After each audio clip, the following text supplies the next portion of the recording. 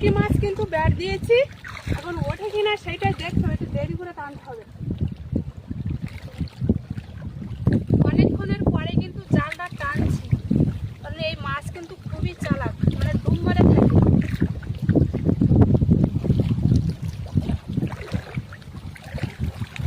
পড়েছে, এই তো পড়েছে পড়েছে পড়েছে।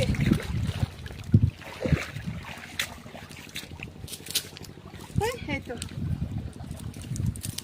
চিংড়ি মাছও পড়েছে তার সাথে, অনেক চিংড়ি পড়েছে তো। এই যে ছাকি মাছটা কই দেখা, এই তো, আর একটা চিংড়ি মাছ আছে এখনো।